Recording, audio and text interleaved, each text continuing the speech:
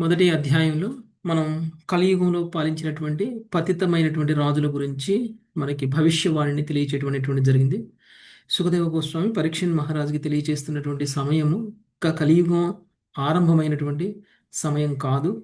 పరీక్షణ్ మహారాజు అంతర్ధానానికంటే ముందు జరిగినటువంటి సంఘటన. పరీక్షణ్ మహారాజు తర్వాత కొన్ని తరాల వరకు కూడా రాబోయేటువంటి రాజులు, కలియుగం వచ్చిన తర్వాత కూడా రాబోయేటువంటి రాజులు, సుమారుగా శ్రీమద్ భాగవతం 5,000 సంవత్సరాల క్రితం గనక చెప్పబడి ఉన్నట్లయితే, అంటే శ్రీకృష్ణ భగవానుడు అంతర్ధానం అనేటువంటిది 5,000 సంవత్సరాల క్రితం జరిగినటువంటి విషయం. అయితే ఆ తర్వాత సుమారుగా 3,500 సంవత్సరాల వరకు కూడా పాలించినటువంటి రాజుల గురించి చెప్పడం అనేటువంటిది జరిగింది. వాళ్ళందరూ కూడా ఎందుకు పతనం చెందారు అనేటువంటి విషయం కూడా మనం అర్థం చేసుకున్నాం. రాచరిక వ్యవస్థ అనేటువంటిది వంశపారపర్యంగా రావాల్సినటువంటిది. రెండవది భగవంతుడి యొక్క ప్రతినిధులుగా పాలించాల్సినటువంటి వాళ్ళు. మూడవది క్షత్రియ గుణం ఉన్నటువంటి వ్యక్తులు పాలించాల్సింది. కానీ అదంతా పోయి చివరికి శూద్రులతో పాలింపబడే విధంగా ఏ విధంగా ఈ రాచరిక వ్యవస్థ మారిపోయింది అనేటువంటి విషయాన్ని మనం చూసాం. చివరికి ఈ టర్కీ దేశస్తులు కూడా, ముస్లిమ్స్ కూడా వచ్చి ఏ విధంగా పాలన చేస్తున్నారు, హిందూ రాజుల యొక్క భార్యలను కూడా ఏ విధంగా వివాహం చేసుకుని మరి వాళ్ళు పాలన చేసేటువంటి రాజులు వస్తారు భవిష్యత్తులో అనేటువంటిది మనకి ఇంతకు ముందే చెప్పినటువంటి విషయం. అంటే ఇదన్నీ కూడా జరిగాయి. ఇప్పుడు కాలమానం ప్రకారంగా ఆల్రెడీ జరిగిన విషయాలు. కానీ భాగవతం చెప్పినప్పుడు సమయానికి ఇవన్నీ జరగల. 3,500 సంవత్సరాల తర్వాత జరగబోయేటువంటి విషయాలను కూడా పేర్లతో సహా, వాళ్ళ యొక్క వంశంతో సహా, ఎవరికి ఎవరు తండ్రి, ఎవరికి ఎవరు పుత్రుడు అనేటువంటి దాంతో సహా మనకి తెలియజేయడం అనేటువంటిది జరిగింది. ఇది మనము ఇప్పటి వరకు తెలుసుకున్నాం. సో పైగా ఈ రాజులందరూ కూడా ఎంతగా పతితులయ్యారు అనేటిది చూసాము. క్రీస్తు శకం 12వ శతాబ్దంలో ఉన్నటువంటి రాజు వరకు కూడా తెలియజేశారు. ఓకే, ఇది కలియుగం కాబట్టి ఇలాంటి రాజులు రావడం అనేటువంటిది జరిగింది. అలాంటి రాజుల పాలనలో కలి యొక్క ప్రభావం కారణంగా మనం అందరం కూడా ధర్మాన్ని మర్చిపోయేటువంటి స్థితి ఏర్పడింది. ఓకే, అయితే ఈ కలియుగం యొక్క లక్షణాలు ఏమిటి అనేటువంటి విషయాన్ని మనము ఈ 2వ అధ్యాయంలో ఈరోజు మనము చూడబోతున్నాం. ఓకే, నాగలక్ష్మి మాత చదవండి సమ్మరి. హరే కృష్ణ. కలియుగ దుష్టగుణములు సహింపరాని స్థితికి పెరిగినప్పుడు దేవదేవుడు కల్కి రూపమును అవతరించి ఆ కర్మరతులను నశింపజేయనని ఈ అధ్యాయం వర్ణించింది. తదనంతరము నవ్య సత్యయుగము ఆరంభమవును. కలియుగము పురోగమించిన కొలది మనుషుల సమస్త సద్గుణములు నశించుకోను, దుర్గుణములు వృద్ధి చెందును. వేద ధర్మములు తొలగించుతూ పాషాణ ధర్మములు ప్రాధాన్యమును సంతరించుకోను. రాజులు, దారిదోపిడి గ్రాండ్రు, జనులు, నీచ వృత్తి పారాయణులు, సర్వ వర్ణములు శూద్రపాయములు అగును. గోవులని మేకముల వలె అగును. ఆశ్రమములు లౌకిక గృహముల వలె అగును. బంధుత్వములు వైవాహిక బంధములు మించినవిగా అగును. కలియుగము దాదాపు పూర్తయినంతటా భగవానుడు అవతరించును. శంపల గ్రామము నందు మహోన్నత బ్రాహ్మణుడు విష్ణు యసుని ఇంట్లో ఆవిర్భవించడు భగవానుడు కల్కీనామమును స్వీకరించును. దేవదత్తమైన అశ్వమును అధిరోహించి ఖడ్గపాణి అయిన అతడు ధరణిపై సంచరించి రాజుల వేషంలో ఉన్నట్లు కోట్ల కొలది ధన్యులను వధించును. అంతటా నవ్య సత్యయుగ లక్షణములు తిరిగి ప్రకటమగును. చంద్రుడు, సూర్యుడు, బృహస్పతి ఏకకాలంలో ఒకే రాశి ఎందు ప్రవేశించి పుష్య నక్షత్రముతో కలిసినప్పుడు సత్యయుగము ఆరంభమగును. కృత, త్రేత, ద్వాపర కలియుగములు యుగ చక్రము ఈ జగత్తులో జీవుల ఎందు తిరుగుచుండును. తదుపరి సత్యయుగం నందు వైవస్వత మనువు నుండి వచ్చేది సూర్యచంద్ర వంశంలో సంక్షిప్త వర్ణంతో ఈ అధ్యాయం ముగియను. కలియుగాంతమున సూర్యచంద్ర పుణ్యవంశము తిరిగి ఆరంభించుటకు 2 రాజర్షులు ఇంకను జీవించి ఉన్నారు. వారిలో శంతన మహారాజు సోదరుడైన దేవాపి ఒకడు కాగా, ఇక్ష్వాకు వంశుడైన మరువు ఒకడు. వారు కాలాప గ్రామం అజ్ఞాతంగా కాలంను గడుపుచున్నారు. Thank you. ఓకే, సో కలియుగంలో ఉన్నటువంటి రాజులందరూ కూడా శూద్రులు. ఈ శూద్రులైనటువంటి వ్యక్తులు రాచరికాన్ని చేయడం వలన ఈ యొక్క ప్రజలు పడుతున్నటువంటి నష్టం ఈ ధర్మం నశించిపోవడం అనేటువంటిది సహించరాని స్థితికి చేరినప్పుడు భగవంతుడు కల్కి అవతారంలో రావడం అనేటువంటిది జరుగుతుంది అని మనకి ఇందులో తెలియజేశారు. ఓకే. సో కలియుగ లక్షణాల గురించి మనం డీటెయిల్డ్గా ఒక్కొక్క శ్లోకంలో ఏం చెప్పారో చూద్దాం. సునీత మాతాజీ. శ్రీశుక ఉవాచ श्रीशुक उवाच తతశ్చానుదినం ధర్మ సత్యం శౌచం క్షమాదయ ततश्चानुदिनं धर्मः सत्यं शौचं क्षमादया కాలేన బలినా రాజన్ నక్షత్యాయుర్బలం స్మృతిః कालेन बलिना राजन्नक्षत्यायुर्बलं स्मृतिः సుఖదేవ గోస్వామి పలికెను. రాజా పిదప ప్రబలమగు కలియుగ ప్రభావము కారణంగా ధర్మము, సత్యము, శౌచము, ఓర్పు, దయ, ఆయువు, బలము, స్మృతి అనునవి అనుదినము క్షీణించగలవు. భాష్యం. ఈ శ్లోకమునందు వర్ణింపబడినట్లు ప్రస్తుత కలియుగంలో దాదాపు సమస్త వాంఛిత గుణములు క్రమముగా నశించిపోవును. ఉదాహరణకు ఉన్నత ప్రామాణికత పట్ల ఆదర సూచకమై ఉండి మనుజుని ధర్మపాలనకు ప్రేరేపితుని కావించుడు ధర్మము నశించిపోగలదు. పాశ్చాత్య ప్రపంచంలో ధర్మాధికారులు భగవన్ నియమములను నిజమునకు భగవంతుని కూడా శాస్త్రీయముగా తెలుపుటలో అసమర్థులై ఉన్నారు. ఆ విధంగా పాశ్చాత్య చరిత్రలో ధార్మిక శాస్త్రము, వైజ్ఞానిక శాస్త్రము నడుమ కఠోరముగా వ్యత్యాసం ఏర్పడింది. ఈ సమస్యను పరిష్కరించే యత్నములో కొందరు తత్వవేత్తలు తమ సిద్ధాంతములను సంస్కరించుటకు సమ్మతించిరి.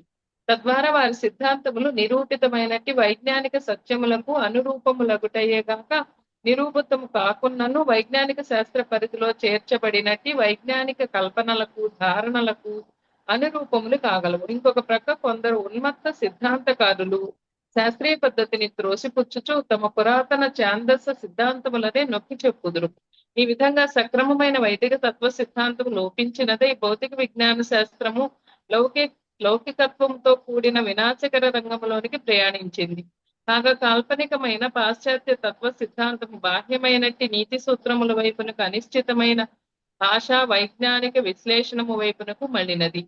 ఉన్నతులైనట్టి పలువురు పాశ్చాత్య మేధావులు లౌకిక విశ్లేషణకే అంకితమైనందున పాశ్చాత్య ధార్మిక జీవనము సహజముగానే ఉన్మాదవాదం, అప్రమాణికమైన యోగ విధానములచే నిండిపోయి బుద్ధిమంతులకు దూరమైంది.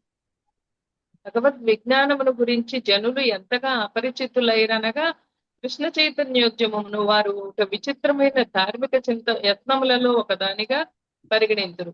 ఈ విధంగా ఖచ్చితము భగవన్ నియమముల పట్ల విధేయత అయినట్టి ధర్మము నశించిపోచున్నది. సత్యమనగా ఏమిటో జనులు ఎరుగని కారణంగా సత్యమనడి విషయము కూడా నశించిపోచున్నది. పరమ సత్యమును ఎరుగుకుండగా మనుషుడు కేవలము సాపేక్ష ఊహాజనిత సత్యములను ప్రోగు చేయటం ద్వారా జీవిత ప్రయోజనమును స్పష్టముగా ఎరుగజాలడు. క్షమ, ఓర్పు లేదా క్షమాగుణము కూడా నశించిపోచున్నది. ఏలయనగా జనులు తమను పవిత్రులను చేసుకుని ఈర్ష్య రహితులుగా నయ్యడి ఆచరణీయ పద్ధతియే కానరాకున్నది. ప్రామాణికమైనట్టి ఆధ్యాత్మికోన్నతి కార్యక్రమంలో హరినామోచ్చారణముచే మనుషుడు పవిత్రుడు కానిచో మనసు నిక్కముగా క్రోధము, ఈర్ష్య, సంకుచిత్వము చే కలవరపడగలదు. ఈ విధంగా దయ కూడా తగ్గిపోవచ్చున్నది. జీవులందరూ భగవంతుని దివ్య అస్తిత్వంలో సహభాగులై నిత్యముగా సంబంధమును కలిగి ఉన్నారు. నాస్తికత్వము, సంశయవాదము వలన ఈ ఏకత్వ భావన కనుమరుగైనప్పుడు జనులు పరస్పరం కనికరమును కలిగి ఉండరు. ఇతర జీవుల శ్రేయస్సును చూచుటలో తమకు కలిగడి శ్రేయస్సును వారి గుర్తింపజాలకుందురు. నిజమునకు జనులు తమ పట్ల తామైనను దయను చూపుకొనుట లేదు.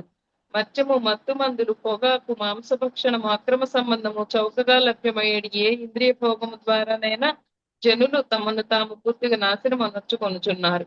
ఈ స్వీయ విధ్వంసకర పద్ధతుల కారణముగాను ప్రబలమైన కాల ప్రభావం వలనను ఆయువు తగ్గిపోచున్నది.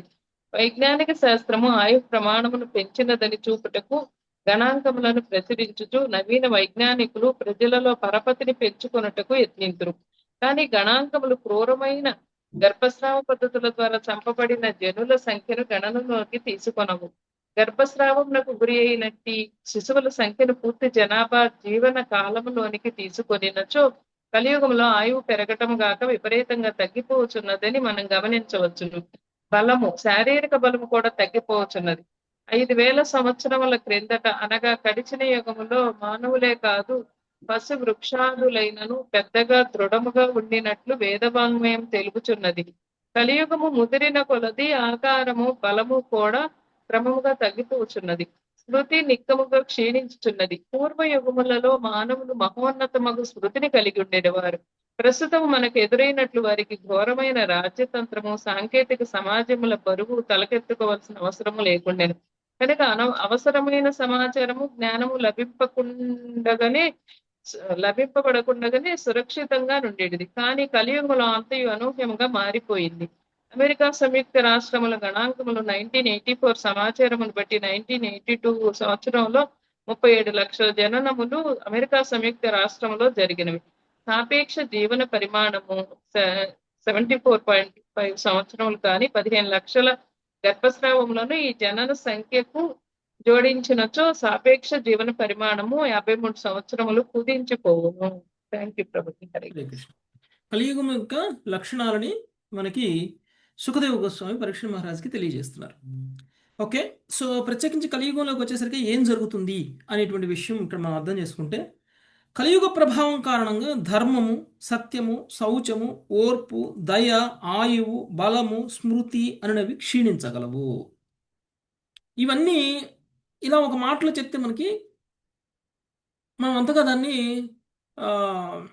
అనుభూతం చేసుకోలేం. అంటే అసలు క్షీణిస్తుంది అంటే అసలు మనం ఎట్లా చెప్పగలం క్షీణిస్తుంది అని మనకు అర్థం కాదు. మొదటగా చూస్తే ధర్మము, కలియుగంలోకి వచ్చేసరికి ధర్మం నశిస్తుంది అనేటువంటి విషయాన్ని చెప్తున్నారు. ఒకప్పుడు అనేక రకాల ధర్మాలు లేవు. ఉన్న ధర్మం వల్ల ఏమిటి అని అంటే, వాళ్ళు ఏం చేసినా కానీ ఏ విధంగా వాళ్ళు భగవంతుడి యొక్క ధామానికి తిరిగి వెళ్ళగలరు. అంటే భగవంతుడి యొక్క ధామానికి తిరిగి వెళ్ళడానికి ఏం చేసినా కానీ అది ధర్మం. ఓకే, అంటే మనం ఏదో పిచ్చి పిచ్చి పనులు చేస్తే భగవంతుడి ధామానికి వెళ్ళలేము, పాప పనులు చేస్తే భగవంతుడి ధామానికి వెళ్ళలేము, పుణ్య పనులు మాత్రమే చేస్తే భగవంతుడి ధామానికి వెళ్ళలేము. కేవలం భక్తి మార్గంలో ఉంటే మాత్రమే భగవంతుడి యొక్క ధామానికి మనం వెళ్ళగలం. అంటే నిజమైనటువంటి ధర్మం తెలిసినటువంటి వ్యక్తులుగా ఇంతకు ముందు యుగాలలో ఉండేవాళ్ళు. కలియుగానికి వచ్చేసరికి ఆ ధర్మం నశించిపోయింది. మనందరం కూడా ఆధ్యాత్మికంగా పురోగమిస్తూనే ఉన్నాం, అందరం కూడా ధార్మికంగానే ఉన్నాం, అందరం కూడా పుణ్యకార్యాలు చేస్తూనే ఉన్నాం. కానీ మనందరి యొక్క ఈ పుణ్యకార్యాలకి, ఆధ్యాత్మిక కార్యక్రమాల యొక్క లక్ష్యం మనకు తెలియదు. మనం ఇవన్నీ ఎందుకు చేస్తున్నామో మనకు తెలియదు. మనం అందరం కూడా భగవంతుడి యొక్క ధామం వెళ్ళడం కోసం చేస్తున్నాము అనేటువంటి విషయాన్ని మనం మర్చిపోయాం. అది మన లక్ష్యమే కాదు. ఎవరో పెద్దవాళ్ళు చేశారు, మనము చేస్తున్నాము. లేదు అని అంటే ఎవరో చెప్పారు ఇలా చేస్తే మన జీవితం భవిష్యత్తులో బాగుంటుంది అని, లేదు అని అంటే భౌతికంగా మీకు మంచి జరుగుతుంది అని. 10 మందికి మీరు భోజనం పెడితే మీరు జీవితాంతం భోజనానికి లోటు లేకుండా ఉండగలరు అని, ఇలాంటివి ఏవేవో కొన్ని మనకి చెప్తే వాటి కోసం నోములు, వ్రతాలు, దానాలు, ధర్మాలు, యజ్ఞాలు, యాగాలు అన్నీ చేస్తూ వస్తున్నాం. మనం చేసేటువంటి ఆధ్యాత్మికమైనటువంటి కార్యక్రమాలు ఒకవేళ మనం ఇప్పుడు అనుకున్నటువంటి భౌతికమైనటువంటి సుఖాల కోసమే అయినట్లయితే అది నిజమైనటువంటి ధర్మం కాదు, ఇది క్షీణించినటువంటి ధర్మం. కలియుగంలో చాలామంది అలానే ఉన్నారు. వాళ్ళకి నిజమైనటువంటి ధర్మాన్ని వాళ్ళు మర్చిపోయారు, కృష్ణ భక్తి పూర్తిగా కోల్పోయారు. ఇక చూస్తే సత్యము అనేటువంటి విషయం కూడా నశించిపోయింది. ఎందుకు? పరమసత్యం ఏమిటి అనేటువంటి విషయాన్ని మనం మర్చిపోయినప్పుడు మనం సాపేక్ష సత్యాల గురించి మాత్రమే మనం మాట్లాడుకుంటూ ఆ సత్యం కోసమే మనం పనిచేస్తూ ఉంటాం. ఊహాజనితం అన్నమాట ఇవన్నీ కూడా. వీటన్నిటి వల్ల మనం ఏం ప్రయోజనాన్ని పొందుతున్నాము అనేటువంటి విషయం కూడా మనకు తెలియదు. నిజమైనటువంటి అస్తిత్వం ఏమిటి అనేటువంటి దాన్నే మనం అబద్ధంతో మొదలుపెట్టేస్తాం. అసలు ఈ ఆత్మ ఈ శరీరంలోకి ఎందుకు వచ్చింది అనేటువంటి సత్యాన్ని మర్చిపోయాం. అసలు మనం ఆత్మ అనేటువంటిదే నిజం, కానీ మనం ఆత్మ అనేటువంటి దాన్ని నమ్మని పరిస్థితుల్లోకి మనం వెళ్ళిపోయాం. ఇదంతా కూడా మనకి ఎలా అంటే, మనం పుట్టినటువంటి వాతావరణం, మన పెద్దవాళ్ళు, మన బళ్ళు, మనం పెరిగినటువంటి సమాజం, ఇవన్నీ ఏం చేశాయి మనకి ఏంటంటే మనల్ని మన నిజస్థితిలో ఉంచకుండా చేసేసాయి. శరీర స్థాయిలోనే మన పనులు, శరీర స్థాయిలోనే మన మన యొక్క ధర్మము అనేటువంటిది సృష్టించుకున్నాం మనం. ఆత్మస్థాయిలో చేయాల్సినటువంటి పనులు మానేసాం. ఎందుకంటే మనం నిజానికి ఆత్మ అనేటువంటి సత్యాన్నే మనం మర్చిపోయాం. పరమసత్యమైనటువంటి శ్రీకృష్ణ భగవానుడి యొక్క అంశ అనేటువంటి సత్యాన్ని కూడా మనం మర్చిపోయాం. ఓకే, ఇది ఒక పరిస్థితి. ఇక శౌచం. కలియుగంలో మనము శౌచాన్ని కోల్పోయాం. అంతర్శౌచము, బాహ్య శౌచం రెండింటినీ కోల్పోయాం. మీరు ఇప్పుడు చూస్తే చాలామంది అట్లీస్ట్ సిటీలలో చూస్తే వాళ్ళు కనీసంగా మార్నింగ్ సూర్యోదయానికంటే ముందు కూడా లేగరు. లేచిన 10 11 గంటలకు మాతాజీస్ మ్యూట్లో ఉండండి దయచేసి. ఓకే, సో వాళ్ళు లేచిన ఇప్పుడు ఒకప్పుడైతే మనం పల్లెటూళ్ళలో ఉండే మనం లేవడానికి మార్నింగ్ సూర్యోదయం కాకముందు మనం లేచిపోతాం. ఓకే, గుళ్ళల్లో మైకులు పెట్టేస్తారు. ఆ? పొద్దున్నే 5 గంటలకు కాగానే 4:30 కాగానే మనం మైకులు వినిపిస్తాయి, సుప్రభాతం వినిపిస్తుంది, మనం లేచిపోతాము. మళ్ళీ మన ఇంట్లో కళ్ళాపులు చల్లుకోవడం, ఇల్లు ఊడ్చుకోవడం, 5-5:30 కల్లా స్నానాలు చేసి టిఫిన్లుకి ఏర్పాట్లు చేసి పూజలన్నీ అయిపోయి టిఫిన్లు అన్నీ చేస్తూ రెడీగా ఉండిపోతాం 7 గంటలకల్లా. అప్పుడే ఏంటి ఇంతసేపు ఇంత పని చేసినా కానీ ఇంకా 7 కూడా కాలేదేంటి, 6 కూడా కాలేదేంటి అని చూస్తాం మనం పల్లెటూళ్ళలో. కానీ సిటీల్లో 12 గంటలకు లేచినా అప్పుడే లేసాము ఏంటి అనిపిస్తుంది మనకి. ఓకే, లేచిన వ్యక్తి వెంటనే స్నానం చేయడం అలాంటివన్నీ చేస్తారా? 2-3 రోజులకు ఒకసారి స్నానాలు చేస్తారు. అలాంటి వ్యక్తులు కూడా ఉన్నారు. 2-3 రోజులకు ఒకసారి స్నానాలు చేసేవాళ్ళు. స్నానాలు చేయరు. ఇప్పుడు ఏంటి అవసరం? స్నానం చేసి ఎక్కడికి వెళ్ళాలి? స్నానం చేసేది ఏంటి? ఎక్కడికైనా బయటికి వెళ్ళేటప్పుడు స్నానం చేద్దాంలే. ఇలాంటి ఒక అంటే ఇది ఒక బాహ్య శౌచానికి సంబంధించినటువంటి విషయం. అంతర్ శౌచానికి సంబంధించినటువంటి విషయానికి వస్తే లేదు, అలాంటి శుద్ధి కూడా లేదు. ఇప్పుడు అన్నీ కూడా అక్రమ సంబంధాలు, పరాయి స్త్రీలతోటి, పరాయి వ్యక్తులతోటి సంబంధాలను కలిగి ఉండడం, ఇవన్నీ కూడా మనలో ఉన్నటువంటి శుచిత్వాన్ని దెబ్బతీస్తాయి. ఓకే, సో మనం అందరం ఇప్పుడు అనుకున్నాం కలియుగంలో ఒక ఒక ఒక అబ్బాయికి ఒక అమ్మాయికి వివాహం చేయాలంటే అమ్మాయి పవిత్రమైనదా కాదా అని చెప్పలేము అని అంటాం మనం కదా. ఇప్పుడు ప్రస్తుతం అలానే నడుస్తుంది. ఓకే, ఏ అబ్బాయితోటి సంబంధం లేకుండా పవిత్రంగా ఉన్నది అని మనం చెప్పలేము. కనీసంగా పెళ్లి చేసుకున్న తర్వాత మంచిగా ఉన్నా చాలు అనేటువంటి పరిస్థితికి మనం అడ్జస్ట్ అయిపోయాం. అంటే శౌచము అనేటువంటిది పూర్తిగా నశించిపోయింది. ఇప్పటికే నశించిపోయింది. ఇంకా కలియుగం కూడా మొదలలా. ఇంకా ఇప్పుడిప్పుడే కలియుగం స్టార్ట్ అయింది. అసలు నిజానికి చెప్పాలంటే కలియుగం 4,32,000 సంవత్సరాలు అయితే 4,32,000 సంవత్సరాలలో కలియుగం ఇప్పుడు ఆరంభంలోనే ఉన్నాం. అంటే 5,000 సంవత్సరాలే అయింది ఇప్పటికి. ఇంకా మిగిలి ఉన్నది కలియుగం ఎంత అంటే 4,27,000 సంవత్సరాలు ఇంకా మిగిలింది.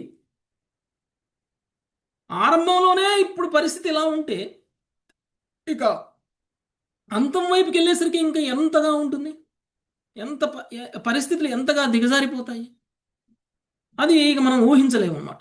అంటే ఎంతో కొంచెం ధర్మం మిగిలిపోయింది అంటే ఇప్పుడే మిగిలింది. మనం అందరం కూడా చాలా అదృష్టవంతులం. కలియుగంలోనే జన్మించినప్పటికీ కలియుగంలో ఇంకా కృష్ణ భక్తి అనేటువంటిది మర్చిపోకుండా ఉన్నటువంటి సమయంలో మనం జన్మించాం. అలా జన్మించడం వల్ల మనం కూడా కృష్ణ భక్తిని మన జీవితంలో తీసుకొని మనం మన యొక్క జీవితాన్ని ఉద్ధరించుకునేటువంటి అవకాశం వచ్చింది. అదే ఒకవేళ ఇంకొక 100 సంవత్సరాల తర్వాత, 120 సంవత్సరాల తర్వాత, 130 సంవత్సరాల తర్వాత కనుక మనం కనుక జన్మ తీసుకొని ఉన్నట్లయితే అప్పటికి కృష్ణుడు ఎవరో, కృష్ణ భక్తి ఎవరో కూడా అర్థం కాదు. అసలు మన మన మన జీవన విధానం కూడా ఒక ఒక ఒక మనుష్యులు జీవించేటువంటి జీవన విధానంలో కూడా మనం ఉండం. ఒక జంతువుల స్థాయిలో దిగజారిపోయేటువంటి స్థితికి మనము ఇదైపోతాం. ఇంకా మీరు చూడండి, పాశ్చాత్య దేశాలకి వెళ్ళి చూడండి ఎలా ఉంటున్నారు. ఎవరికి భార్య భర్త అనేది కూడా తెలియదు. ఇష్టం ఎవరితోటైనా, ఎవరైనా, ఎప్పుడైనా, ఎక్కడికైనా తిరగచ్చు, ఎలా అయినా ఉండొచ్చు. ఎవరి బండి మీదైనా ఎవరైనా ఎక్కచ్చు, ఎవరి కారులో అయినా ఎవరైనా వెళ్ళొచ్చు, ఎవరి గదిలో అయినా ఎవరైనా పడుకోవచ్చు.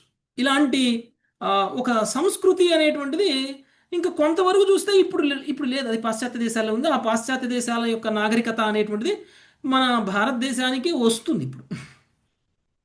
ఇదంతా గొప్ప అనుకుంటున్నాం మనం. పాశ్చాత్య నాగరికతను తెచ్చుకొని మనం గొప్ప అనుకుంటున్నాం. ఎందుకు అని అంటే మనము శాస్త్రంలో చెప్పబడిన విధంగా ఉండడము అనేటువంటిది ఒక మూఢ ఆచారము, లేదు అని అంటే జ్ఞానం లేనటువంటి వాడు. అందుకని ఇప్పుడు కృష్ణ చైతన్యంలో కూడా ఎవరైనా ఇది ధర్మం అమ్మా, కృష్ణ చైతన్యంలోకి రండి అంటే వద్దు వద్దు వద్దు, మాకొద్దు, మీ దగ్గరకు వచ్చాము, మీ క్లాస్ విన్నామంటే మీరు మమ్మల్ని లాగేసుకుంటారేమో. ఇలాంటి మాటలు ఎందుకు మాట్లాడుతున్నారంటే కలియుగం యొక్క ప్రభావం. కలియుగంలో ఏది మంచి ఏది చెడు అని తెలుసుకోలేనటువంటి ఒక విచక్షణా శక్తిని కోల్పోయినటువంటి జనులు ఇక్కడ ఉన్నారు ఇప్పుడు కలియుగంలో. కలియుగ ప్రభావం వల్ల ఇలా జరుగుతుంది. ఎవరి మీద అయితే కలి ప్రభావం ఎక్కువగా ఉంటుందో వాళ్ళు భగవద్భక్తిని స్వీకరించడానికి అంగీకరించరు. మనం ఇలాంటి ఒక గంట సేపు చర్చ చేసుకునేది ఎందుకు అనంటే మనము భాగవత ధర్మాన్ని నేర్చుకోవడం కోసం, భక్తులుగా మనం యొక్క జీవితాన్ని ఆధ్యాత్మికంగా పురోగమించడానికి ఉపయోగించుకోవడం కోసం మనం ఒక గంట సేపు మనం ఒక సాధన అనేటువంటిది పెట్టుకున్నాం, ఒక టైం టేబుల్ పెట్టుకున్నాం. మార్నింగే లేచిన తర్వాత ఎంతసేపు ఆధ్యాత్మికంగా ఏం చెయ్యాలి, భౌతికంగా చేసే కర్మలు ఎలా చేయాలి, మళ్ళీ సాయంత్రం పడుకునే లోపల మనం ఎలా ఉండాలి అనేటువంటిది ఒక టైం టేబుల్ ఏర్పాటు చేసుకుని ఒక సాధన అనేటువంటిది మనం అందరం చేస్తున్నాం. ఎందుకు అనంటే ఈ భౌతిక లోకంలో, ఈ ప్రత్యేకించి కలియుగంలో కలి ప్రభావం నుంచి మనల్ని మనం రక్షించుకోవడం కోసం ఎంతో కొంత ఈ ఆధ్యాత్మిక సాధన అనేటువంటిది మనకు అవసరం. ఈ ఆధ్యాత్మిక సాధన కూడా లేకపోతే కలి మనల్ని పతనావస్థకు తీసుకెళ్తుంది. ఇంతకుముందు మనం చెప్పుకున్నటువంటి రాజులందరూ కూడా ఎలాంటి ఒక పతనావస్థలో ఉన్నారు అనేటువంటిది, అలాంటి రాజుల పాలనలోనే మనం అందరం ఉన్నాం కాబట్టి మనకి నిజమైన ధర్మం ఏమిటి అనేటువంటి విషయాన్ని మనకి తెలియజేయరు. అందుకని మనం చూడండి, దేన్ని మనకి ఇప్పుడు ఒకప్పుడు మనకి కూరగాయలు కావాలి అని అంటే వారానికి ఒకసారి కూరగాయలు తెచ్చుకునేవాళ్ళం మార్కెట్కి వెళ్ళి. నెలకు ఒకసారి ఇంట్లోకి కావాల్సిన సరుకులన్నీ తెచ్చుకునేవాళ్ళం మనమే ప్రత్యేకంగా. నేను కూడా వెళ్ళాను అలా. ఓకే, 2-3 సంచులు తీసుకొని మార్కెట్కి వెళ్ళి కావాల్సినవి తెచ్చుకొని జాగ్రత్త పెట్టుకుని మళ్ళీ వారం తర్వాత మళ్ళీ శనివారము, మళ్ళీ ఆదివారం, మళ్ళీ అప్పటి వరకు సరిపోయాన్ని మళ్ళీ అన్నీ తెచ్చుకునేవాళ్ళం. కానీ ఇప్పుడు అంత ఓపిక ఎవరికైనా ఉందా? అంత సమయం ఎవరికైనా ఉందా? బ్లింకిట్లు, జెప్టోలు, తర్వాత అమెజాన్ నవ్వు, ఫ్లిప్కార్ట్ ఎలా వచ్చాయంటే ఒక బటన్ నొక్కి మనం బెడ్రూమ్లో నుంచి కిచెన్లోకి వెళ్ళే లోపల, కిచెన్లోకి వెళ్ళి మనం ఏమి వంట వండాలో వంటకి కావాల్సిన సామాన్లు బెడ్రూమ్లో ఒక నొక్కు నొక్కితే కిచెన్లోకి వెళ్ళే లోపల మన చేతికి వచ్చేస్తాయి. ఓకే, అంటే మనకి ఇప్పుడు ఓపిక లేదు. ఇప్పుడు అందుకని ఓపిక లేదు కాబట్టి ఇప్పుడు ఈ ప్రభుజీ చెప్పే క్లాస్ ఎవరు వింటారు అని అనుకుంటున్నారు కదా. అలాంటి పరిస్థితి వచ్చింది. అంటే మనకి ఎవరైనా సరే ఏదైనా సరే ఇన్స్టెంట్గా కావాలి. మనకి ఇప్పుడు కోరుకున్నాము, ఇప్పుడు కావాలి. ఒక గంట ఆగి వస్తుంది, 2 గంటలు ఆగి వస్తుందంటే సహించలేరు. మీరు చూస్తే ఏదైనా సరే కావాలి అని అనుకున్నటువంటిది అది మీకు కావాల్సినప్పుడు దొరకకపోతే మీ సహనాన్ని కోల్పోయి మీరు కోపాన్ని కూడా ప్రదర్శిస్తారు. మీరు చూడండి, ఒకప్పుడు మనము ఎక్కడికైనా వెళ్ళాలంటే కారు బుక్ చేసుకునేవాళ్ళం. 2 రోజుల ముందో, 3 రోజుల ముందో, 5 రోజుల ముందో బుక్ చేసుకునేవాళ్ళం. బుక్ చేసుకుని మామూలుగా దొరికేయే ఒక 5-6 కార్లు ఉండి దాన్నే 100 మంది 1000 మంది బుక్ చేసుకుంటారు. మరి అలాంటప్పుడు మనం అడ్వాన్స్గా బుక్ చేసుకుంటేనే మనకు కారు దొరుకుతుంది. అది బుక్ చేసుకుని అది మళ్ళీ ఒక రోజు ముందు గుర్తు చేయడం, 2 రోజుల ముందు గుర్తు చేయడం, ఆ రోజు పోవాల్సిన రోజు కూడా పొద్దున్నే ఫోన్ చేసి గుర్తు చేయడం, ఇన్నిసార్లు ఫోన్లు చేసి గుర్తు చేసి మనం వెళ్ళాలి అనుకున్న టయానికి మన ఇంటి ముందుకి కారు తెప్పించుకొని అప్పుడు మనం వెళ్ళేవాళ్ళం. కానీ ఇప్పుడు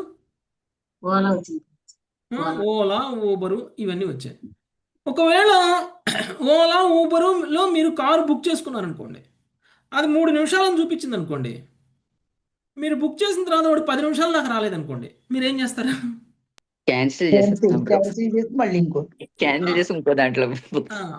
ఒకవేళ క్యాన్సిల్ చేస్తే వేరే క్యాబ్ కూడా మళ్ళీ 10 నిమిషాలకు వస్తుంది అని అనుకుంటే ఏం చేస్తారు? దాన్ని అట్లే ఉంచి వాడు వచ్చిన తర్వాత వాడిని 10 తిట్లు తిడతారు.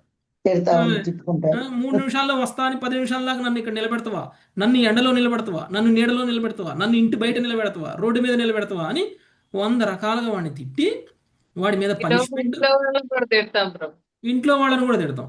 రైట్, మళ్ళీ వాడికి రేటింగ్ ఇవ్వరు, డబ్బులు దగ్గర పేజీ. అసలు ఇప్పుడు ఉన్నటువంటి ఆన్లైన్ సర్వీసెస్ కి మనం కారు కొనుక్కున్న వాళ్ళు పిచ్చోళ్ళు కదండి. కారు ఇప్పుడు ఇంట్లో నుంచి బయటకు వచ్చే గేట్ దగ్గరకు వచ్చే లోపల గేట్ ముందు మన కారు ఉంటుంటే అసలు కారు ఎందుకు కొనాలా, మనం ఎందుకు డ్రైవ్ చేయాలా, హాయిగా డ్రైవ్ చేసేవాడు ఉంటే ఎస్ ప్రభు, అదే ఇబ్బందిగా ఉంది ఇప్పుడు. కొంతమంది అలాగే ఉన్నారు ఇప్పుడు.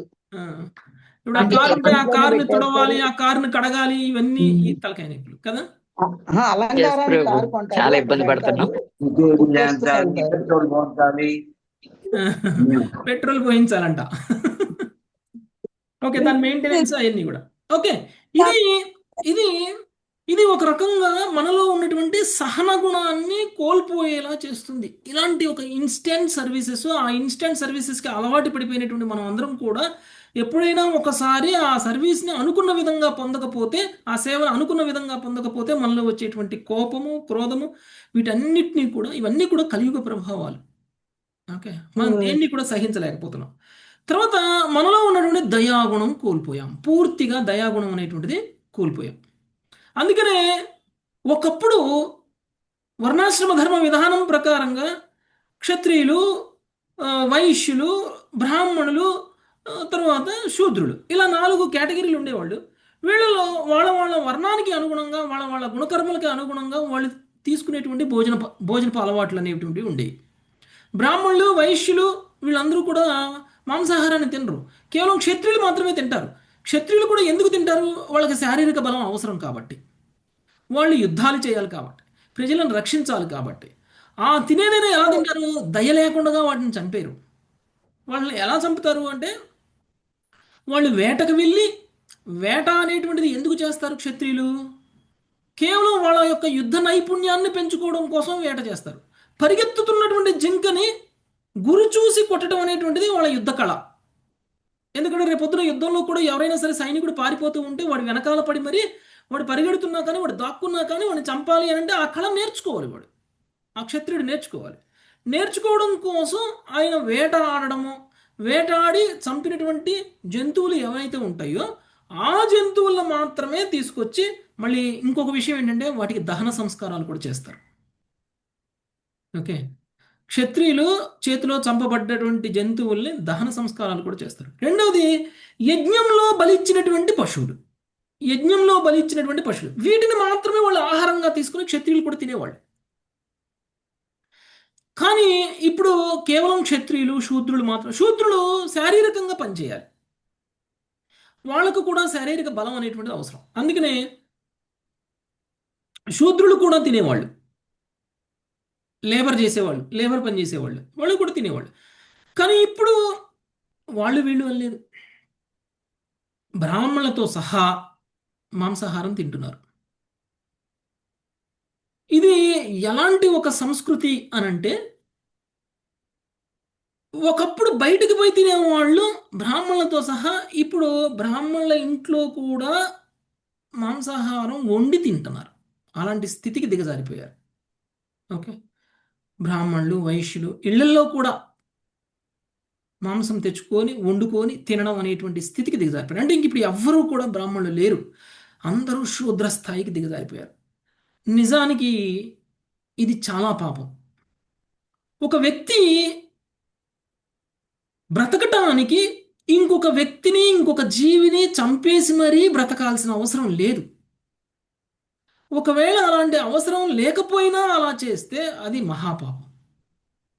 ఇప్పుడు మనం ఎక్కడికో వెళ్ళిపోయాం, ఎడారులకో వెళ్ళిపోయాం, ఏమీ దొరకట్లేదు.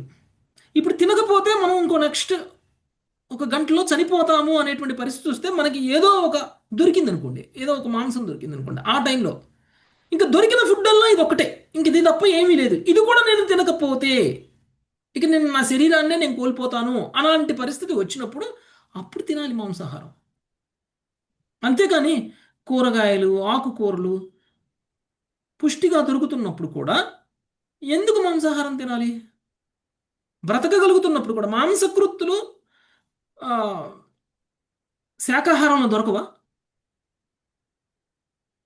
మాంసకృతులు కూడా శాకాహారం దొరుకుతాయి. ఇప్పుడు మీరు బీన్స్ తీసుకున్నారు, లేదంటే సోయాబీన్స్ తీసుకున్నారు, లేకపోతే పల్లీలు తీసుకున్నారు, వీటన్నిటిలో మాంసకృతులు కూడా ఉంటాయి. ఓకే, పప్పు ధాన్యాలు, వీటన్నిటిలో కూడా మనకి మాంసకృతులు ఉంటాయి. సో మనకి కావాల్సినటువంటి బలాన్ని మనం శాకాహారం ద్వారా కూడా మనం పొందగలిగినప్పుడు, దాని ద్వారా కూడా మనం జీవించగలిగినప్పుడు మరి మాంసాహారం తినడము అని అంటే దయలేని వ్యక్తి మాత్రమే అలా చేస్తాడు. దయాగుణాన్ని కోల్పోయినటువంటి వ్యక్తి మాత్రమే అలా చేస్తాడు. మనం తింటున్నాం కాబట్టే కబేళాలలో మాంసాన్ని అమ్ముతున్నారు, అవునా కదా? ఒకవేళ మనం తినడం మానేసామనుకోండి, కబేళాలు ఉంటాయా? ఉం? మీ ఊర్లో ఏమీ కొంటలేదు అనుకోండి, పక్క ఊరికి వెళ్ళి మీరు అన్ని వస్తువులు కొనుక్కొని వస్తున్నారు అనుకోండి, మీ ఊళ్ళో షాపులు ఏమైనా ఉంటాయా? చేస్తారు నష్టం మూసేస్తారు. అండి. ఎందుకు? ఎవరు రావట్లేదు, ఎవరు ఏమీ కొనట్లేదు అని మూసేస్తారు. ఎక్కడికైతే జనాలు వచ్చి కొనుక్కుంటారో అక్కడ షాపులు ఓపెన్ చేస్తారు. ఓకే. సో మనలో ఉంది, ఇప్పుడు మనం మారలేదు కాబట్టి మన డిమాండ్కి అనుగుణంగా మనకి సప్లై చేసేవాళ్ళు దొరుకుతున్నారు. ఓకే. అంటే మనలో దయాగుణాన్ని పూర్తిగా కోల్పోయాం కాబట్టి మన వల్ల కొన్ని జంతువులు మరణిస్తున్నాయి, మన వల్ల కొన్ని జంతువులు మరణిస్తున్నాయి. సో ఇది కూడా మనలో ఉన్నటువంటి దయాగుణాన్ని కోల్పోయాం. ఇంకా ఆయు పరిమాణం కూడా తగ్గిపోయింది. కలియుగం ముదురుతున్న కొందికి ఆయు పరిమాణం ఇంకా ఇంకా తగ్గిపోతుంది. ఒకప్పుడు మన పూర్వీకులు 100 సంవత్సరాలు బతికేవాళ్ళు, 100 సంవత్సరాల పైన కూడా బతికేవాళ్ళు. ఇంకా చూస్తే వాళ్ళు వృద్ధాప్యంలో కూడా వాళ్ళ పనులు వాళ్ళు చేసుకోగలిగేవాళ్ళు, బలంగా ఉండగలిగేవాళ్ళు. వాళ్ళు మరణించేంత వరకు నాకు మోకాళ్ళ నొప్పిలేస్తుంది, మోచేతులు నొప్పిలేస్తుంది, వెన్నుముక నొప్పిలేస్తుంది, ఇలాంటివన్నీ ఏమి ఉండేవి కాదు. వాళ్ళు ఉన్నంతకాలం బలంగా ఉండేవాళ్ళు, బాగా ఉండేవాళ్ళు. 100-110 సంవత్సరాలు బతికేవాళ్ళు. ఇప్పుడు ఎవరైనా బ్రతుకుతున్నారా? 90 సంవత్సరాలు దాటి ఎవరైనా బతికారంటే 90 సంవత్సరాలు దాటిందంట అని మనం ఆశ్చర్యంగా నోరెళ్ళ పెడతాం. 100 సంవత్సరాలు దాటితే మాత్రం గ్యారంటీగా మీ ఫోటో పేపర్లో, టీవీ న్యూస్లో వచ్చేస్తుంది. 100 సంవత్సరాలు దాటితే కదా, ఆశ్చర్యంగా చూసుకుంటాం. అంతేకాదు, ఒకప్పుడు అబార్షన్స్ అనేవి ఉండేవి కావు. ఎవరైనా సరే పిల్లలను చంపడం అనేటువంటిది జరుగుతుందా? అప్పుడు అసలు టెక్నాలజీయే లేదు, అట్లా లేనే లేదు. అంటే శిశువులుగా గర్భంలో ఉన్నప్పుడే చనిపోయేటువంటి ఇది లేదు. ప్రస్తుతం మనం చూస్తే ఇందులో మనకు చెప్తున్నటువంటి విధానం ఆయు పరిమాణం ఎందుకు తగ్గిపోతుంది కలియుగంలో అని అంటే, మామూలుగా గర్భంలో ఉన్నప్పుడే శిశువు చనిపోయేటి కనుక లెక్కేయకపోతే, అవి లెక్కేయకపోతే మామూలుగా పుట్టారు, పెరిగారు, ఎన్ని సంవత్సరాల తర్వాత అంటే యావరేజ్గా ఒక వ్యక్తి ఎన్ని సంవత్సరాలు బ్రతుకుతున్నారు అని అంటే 70-75 సంవత్సరాలు బ్రతుకుతున్నారు యావరేజ్గా. అంటే కొంతమంది 80 బతకచ్చు, కొంతమంది 90 బతకచ్చు, కొంతమంది 60 బతకచ్చు, కొంతమంది 50 బతకచ్చు. యావరేజ్ చూస్తే 70-75 సంవత్సరాల ఆయు పరిమాణం ఉంది ఇప్పుడు మనకి. 100 సంవత్సరాల ఆయు పరిమాణం కాస్త 70-75 సంవత్సరాలకు వచ్చింది ఇప్పటికి. ఒకవేళ మనము ఈ అబార్షన్స్ ఏవైతే జరుగుతున్నాయో, అంటే పుట్టక ముందే గర్భంలోనే మరణించేటువంటి శిశువుల లెక్క కూడా మనం తీసుకున్నట్లయితే, అంటే అప్పుడు యావరేజ్గా ఎన్ని సంవత్సరాలు ఒక వ్యక్తికి ఆయు పరిమాణం ఉంది అని అంటే అది 50-55 సంవత్సరాలకే వచ్చేస్తుంది, పడిపోయింది అనమాట. అంటే భవిష్యత్తులో ఇంకా కలియుగం ఇంకా ముదురుతున్నప్పటికీ అబార్షన్స్ ఇంకా పెరుగుతాయి. ఇప్పుడున్న కొద్ది గొప్ప నీతి, నిజాయితీ, న్యాయం అనేటువంటిది ఉంది, అందుకనే కొంతమంది అబార్షన్ చేసుకోవడానికి ఆలోచిస్తున్నారు. భవిష్యత్తులో అబార్షన్ అనేది తప్పే కాదు. ఒక చీమను చంపినట్టు చంపేయడమే, ఒక దోమను చంపినట్టు చంపేయడమే. అలాంటి పరిస్థితికి వచ్చినప్పుడు గర్భస్థ శిశువులుగా మరణించేటువంటి శాతం పెరిగిపోతుంది. పెరిగిపోయినప్పుడు ఏమవుతుందంటే యావరేజ్ లైఫ్ టైం, అంటే ఒక సగటు జీవన ఆయు పరిమాణము అనేటువంటిది అప్పుడు వీటితో కలిపి లెక్కేస్తే 50-55 సంవత్సరాలకే వస్తుంది. అంటే భవిష్యత్తులో, అంటే మన తర్వాత తరాలు ఒక 60 ఏళ్ళు బ్రతికితే చాలా గ్రేటు, 60-70 ఏళ్ళు బ్రతికితే చాలా గ్రేటు, బ్రతకరు. అంటే కలియుగం అంతమయ్యేసరికి మానవుల యొక్క సగటు ఆయు పరిమాణం 30 సంవత్సరాలకు వస్తుంది. 30 సంవత్సరాలు బతికామంటే చాలా కాలం బతికినట్టు. కలియుగం అంతానికి వెళ్ళేసరికి 30-35 సంవత్సరాలు బతికేసరికి చాలా ఎక్కువ కాలం బతికినట్టు. ఇంకొకటి చూస్తే ఇది కలియుగంలో వచ్చినటువంటి మార్పులు. ఇంకొకటి చూస్తే ఒకప్పుడు బలంగా ఉండేవాళ్ళు, చాలా ఎత్తుగా ఉండేవాళ్ళు. ఇప్పుడు యావరేజ్గా చూస్తే హైట్ తగ్గిపోతుంది, ఉన్నా కొద్దికి. ఒకప్పుట్లాగా 6 అడుగులు 7 అడుగులు ఉంటున్నారా ఎవరైనా? 6-7 అడుగులు ఎవరు లేరు, ఇప్పుడైతే ఎవరు లేరు. ఎవరైనా సరే యావరేజ్ ఎంత ఉంటారంటే 5 నుంచి 6 మధ్యలో ఉంటారు. చాలామంది 5 కంటే తక్కువ మంది కూడా ఉన్నారు. కొంతమంది 3 అడుగులు, కొంతమంది 4 అడుగులు, కొంతమంది 5 అడుగులు. ఇప్పుడు మరుగుజ్జులు కూడా పుడుతున్నారు. ఓకే. అంటే ఇక భవిష్యత్తులో కలియుగం ఇంకా ఇంకా ముందుకు వెళ్తున్న కొందికి యావరేజ్ హైట్ కూడా తగ్గిపోతుంది, బలం కూడా తగ్గిపోతుంది, శక్తి ఉండదు మనలో శక్తి ఉండదు. ఎందుకు? మనం ఒకప్పుడు తింటున్నటువంటి తిండి ఇప్పుడు మన తింట్లో. ఆ, ఒకప్పుడు జొన్నలతోటి అన్నం వండుకొని తినేవాళ్ళు, జొన్న అన్నం. ఉం? ఇప్పుడు ఎవరైనా జొన్న అన్నం తింటారా? రాగి ముద్ద తినేవాళ్ళు. ఇప్పుడు ఎవరైనా తింటున్నారు రాగి ముద్ద? కర్ణాటకలో ఇంకా కొంతమంది తింటున్నారు. కానీ ఆ, మీరు నార్త్ ఇండియా సైడు లేకపోతే ఆంధ్ర తెలంగాణలోకి వెళ్ళండి, ఎవరు రాగి ముద్ద తినరు. ప్రభుజీ ఇప్పుడు అందరు మళ్ళీ జొన్నలోకి వచ్చారు, అందరూ షుగర్లు వచ్చినాయి ప్రభుజీ. షుగర్లు వచ్చి ప్రాబ్లం ఆ అవుతుంది. షుగర్లు వచ్చిన కాంచి అందరూ జొన్నలు రాగి ముద్దలు అవి తింటూనే అంటే ఉన్నారు ఫస్ట్ ప్రభుజీ. నుంచి అలా తిన్నట్టయితే ఇప్పుడు ఈ పరిస్థితి వచ్చేది కాదు. వచ్చేది కాదు. మధ్యలో ఇప్పుడు మానేసేసరికి మొదలు పెడుతున్నారు ప్రభు. ఉం. ఎందుకంటే మనం తినేటువంటి ఆహార పదార్థాల ద్వారా మనకి కావాల్సిన శక్తి రావట్లేదు. మనకి రుచులు కావాలి, బలం వద్దు కదా. మనకి రుచులు తెల్లటి బాగా ఉండాలి. ఒకప్పుడు బలం బాగా ఉండాలి, రుచులు అవసరంలా. కానీ ఇప్పుడు అప్పుడు రోగాలు ఎక్కువైపోయాయి ప్రభుజీ. ఆ, మనం తినే ఆహార పదార్థాల వల్లే మనకు వచ్చేటువంటి ఆరోగ్య ప్రాబ్లమ్స్. ఇంకోటి, మనకి రుచులు కావాలి అని చెప్పేసి మనకి ఇప్పుడు మామిడి పండు సీజన్ ఇప్పుడు కదా. ఇప్పుడు జూన్ వచ్చింది, అవునండి. జూలై మంత్ కల్లా మామిడి పండ్లు కంప్లీట్ అయిపోతుంది. జూలై ఎండింగ్ కల్లా మామిడి పండ్లు ఇక రావు కదండి, మామిడి పండ్లు సీజన్ అయిపోతుంది. అవునా?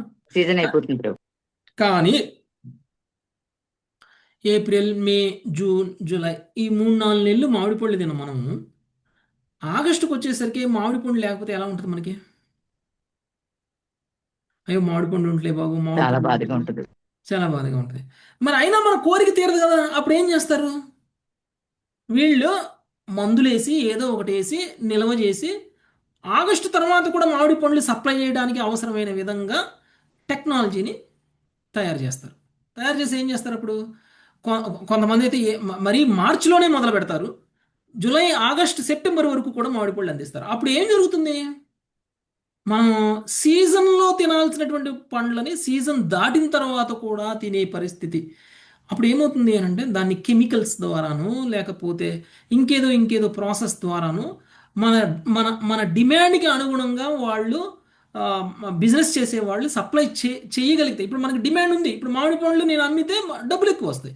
సో మామిడి పండ్లు కోరుకునే వాళ్ళు కూడా ఎక్కువ మంది ఉన్నారు. అందుకని ఏం చేయాలి? ఏదో ఒకటి చేసి రేట్లు పెంచేసి ఆ టైంలో సీజన్ అయిపోయే టయానికి కూడా మామిడి పండ్లు వస్తే రేటు పెరిగిపోతుంది. ఎందుకు రేటు పెరిగిపోతుంది అంటే దాని ఉత్పత్తి ఆ టైంలో కూడా చేయటం కోసం, లేదంటే నిలవబెట్టినటువంటి ఆ మామిడి పండ్లు పాడైపోకుండా పచ్చిగానే లేకపోతే మనం తినగలిగే విధంగా ఉంచినందుకు దానికి చేసినటువంటి ప్రాసెసింగ్లు ఏవైతే ఉంటాయో దాని వలన మన ఆరోగ్యాలు కూడా పోతాయి. ఆ కెమికల్స్ వలన, ఆ ప్రాసెసింగ్ వలన ఆరోగ్యం అంతా కూడా పోతుంది. అందుకనే మనకి బలం అనేటువంటిది ఉండట్లేదు. మనకు కావాల్సింది, మనం కోరుకున్నది ఎప్పుడంటే అప్పుడు, ఎక్కడ కావాలంటే అక్కడ, ఏది కావాలంటే అది పొందడం అనేటువంటిది కూడా మనలో ఉన్నటువంటి శక్తిని కోల్పోయేలా చేస్తుంది. ఇంకా స్మృతిని కూడా కోల్పోతున్నాం. ఒకప్పుడు క్యాలిక్యులేటర్ లేకుండానే లెక్కలేసేవాళ్ళు పెద్దోళ్ళు. వాళ్ళకు ఉన్నాయండి మొండి లెక్కలు, మెదడులోనే ఉంటాయి అన్నీ బుర్రలోనే.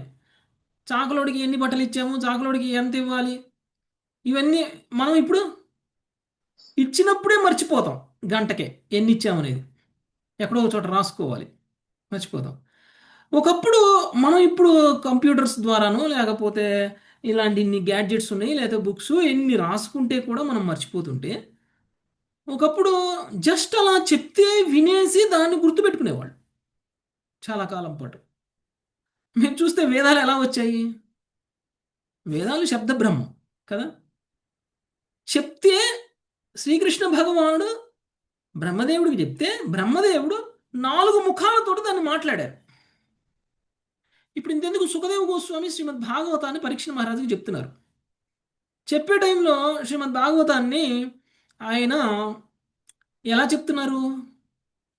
ఎక్కడన్నా బుక్లో రాసి ఉంటే దాన్ని చూసి చదివి చెప్తున్నారా? ఇప్పుడు నేను చదివినట్టు మీకు అంతేకాదు సూత గోస్వామి కూడా సౌనకాది మునులకి అదే శ్రీమద్ భాగవతాన్ని మొత్తం కూడా బోధించారు. ఎలా చెప్పారు? విన్నది విన్నట్టు చెప్పేశారు. అంటే జ్ఞాపక శక్తి ఎంత ఉంది ఆయనకి? ఇన్ని శ్లోకాలు, ఇన్ని వందల వేల శ్లోకాలని అలా అనర్ఘళంగా మనం ఇప్పుడు ఒక శ్లోకం చదివితే చూసి చదవడానికి 100 తప్పులు చదువుతాం మనం కదా. కానీ వాళ్ళ జ్ఞాపక శక్తితో కంపేర్ చేస్తే మన జ్ఞాపక శక్తి ఎంత? పైగా ఇప్పుడు మనం టెక్నాలజీ మీద ఆధారపడ్డాం. మన బుర్రను ఉపయోగించడం మానేసాం కంప్లీట్గా. గూగుల్, ఏఐ, చాట్ జీపీటీ, ఇట్లా ఏఐ వచ్చేసింది. ఇప్పుడు ఏఐ మీద ఆధారపడుతున్నాం. చిన్న చిన్న పనికి కూడా ఏఐ తోటి చేపిస్తున్నాం. ఇప్పుడు ఒకప్పుడు మేము పని చేయాలంటే అన్నీ మేము కష్టపడి చేసాం. ఓకే, ఇప్పుడు పని చేయాలంటే అన్నీ కంప్యూటర్లో వాళ్ళు నొక్కేస్తే అంతా రెడీమేడ్గా తయారు చేసి వచ్చేస్తుంది. అంటే ఎందుకలా? ఎందుకంటే మనం మన బుర్రను వాడేయడం కంప్లీట్గా మానేసాం. ఆధారపడడం మొదలుపెట్టేసాం. టెక్నాలజీ మీద ఆధారపడడం మొదలుపెట్టేసాం. ఎవడు గుర్తుపెట్టుకుంటాడు? ఒకప్పుడు మీకు గుర్తుందో లేదో, ఒకప్పుడు మన ఇంటికి కావాల్సినటువంటి సరుకులన్నిటికీ ధరలు ఎంత అనేది మన నోటి మీద ఉంటుంది.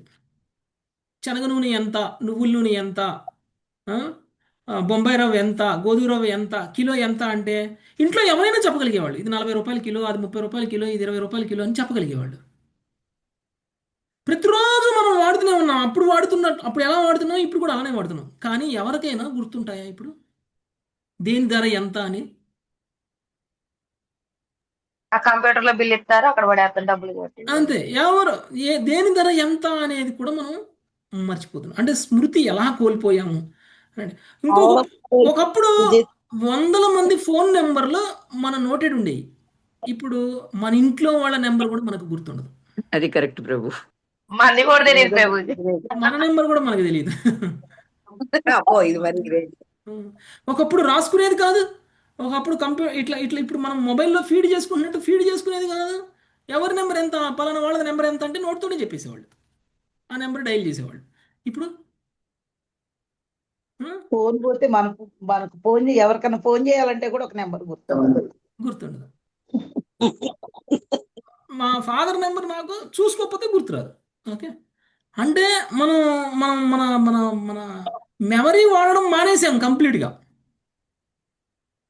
అంటే కలియుగం ముదిరిపోతూ ఉంటే మనం పేర్లు కూడా మర్చిపోతామేమో. మన ఇంట్లో సభ్యుల పేర్లు కూడా మర్చిపోతామేమో. అలాంటి పరిస్థితి వస్తుంది. అది కలియుగం యొక్క సిమ్టమ్స్, కలియుగం యొక్క లక్షణాలు.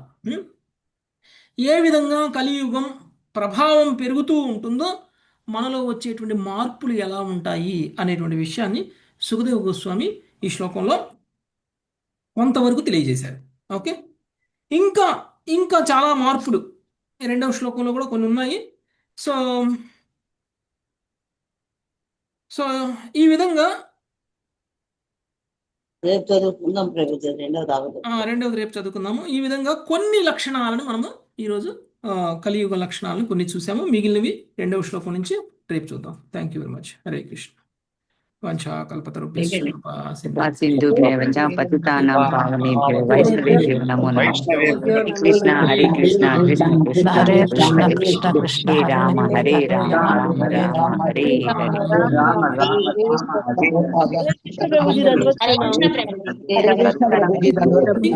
ఇంకొక ముఖ్యమైనటువంటి విషయం ఇందులో ఏం చెప్పారు అని అంటే, ఈ శాస్త్రాన్ని మర్చిపోవడం అనేటువంటిది కంప్లీట్గా జరిగింది. ప్రస్తుతం ఉన్నటువంటి ఈ యొక్క అధునాతన